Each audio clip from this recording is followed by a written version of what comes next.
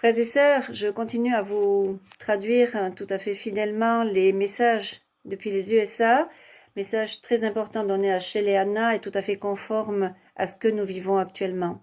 Alors le Seigneur dit que les pénuries s'aggravent et il demande que nous préparions nos provisions en lui faisant confiance pour nos besoins.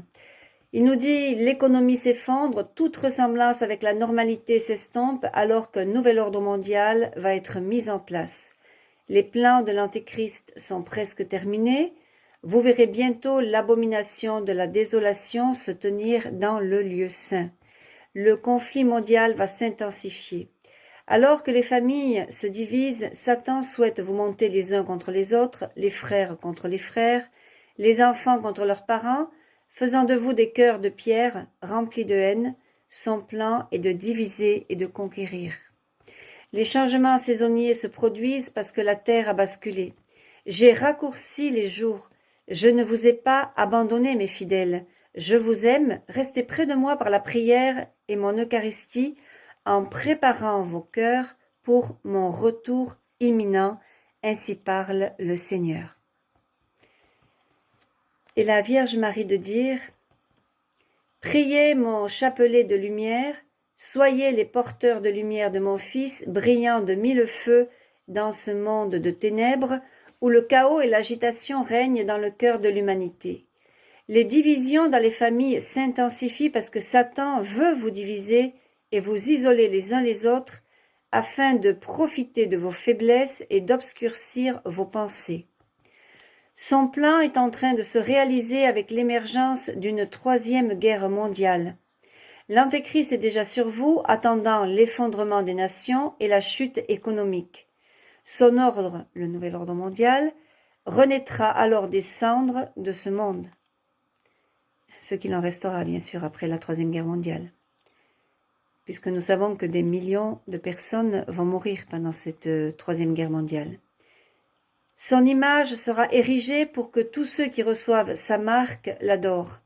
Ben oui, la marque de la bête, la marque de convenance, c'est-à-dire la puce dans le corps pour pouvoir acheter et vendre, pour pouvoir se déplacer, etc. Rapprochez-vous de mon Fils par la prière et par son Eucharistie. Il est urgent que vos âmes ne soient pas privées de sa nourriture vitale. Le moment est venu de renforcer votre foi en mon Fils Jésus-Christ. Réfugiez-vous dans les 5 heures de mon Fils et de moi-même, où coule la grâce et la miséricorde. Priez pour la France dont les souffrances vont commencer, alors que le communisme va s'imposer. Mes enfants, priez sans cesse pour les nations du monde. L'ordre, c'est-à-dire le nouvel ordre mondial, va sortir du chaos. Restez dans le cœur triomphant de mon Fils, où la victoire sur la mort est assurée et où le salut éternel, est établi. Priez mon rosaire de lumière, souvenez-vous toujours de mes promesses et que vos prières soient sans cesse renouvelées, ainsi parle votre mère aimante. Et Saint Michel a ajouté « Peuple de Dieu, je suis ici avec ma ligne de défense qui est établie avec des légions d'anges qui ne peuvent être brisées. Sur l'ordre de Dieu, une ligne de défense entoure le reste, c'est-à-dire le petit reste fidèle de Dieu. Reconnaissez vos anges gardiens qui vous conduiront en sécurité, c'est-à-dire dans les refuges, et vous défendront des forces démoniaques qui vous entourent, d'où l'importance de porter le scapulaire. Peuple de Dieu, établissez votre foi en notre Seigneur et Roi Jésus-Christ, abandonnez les voies de ce monde qui a abandonné la lumière et embrasse les ténèbres. Des cœurs de pierre sont dressés contre notre Seigneur et notre Roi. Un nouvel ordre mondial va naître du chaos, la rébellion sera maîtrisée par le communisme, l'Antéchrist viendra sous une bannière de fausse paix avec une marque de convenance pour tous ceux qui l'adorent, c'est-à-dire la marque de la bête, la puce dans le corps. Il est temps de revêtir l'armure complète de Dieu, de se tenir derrière le bouclier de la foi et de brandir vos âmes spirituelles. Les forces démoniaques s'élèvent contre ceux qui crient dans le désert, ceux qui font place à notre Roi et Seigneur Jésus-Christ. Ces forces du mal sont dressées contre le petit reste, c'est-à-dire nous, ceux qui adorons Jésus, qui vivons en état de grâce, mais ne pénétreront pas cette ligne de défense qui vous entoure.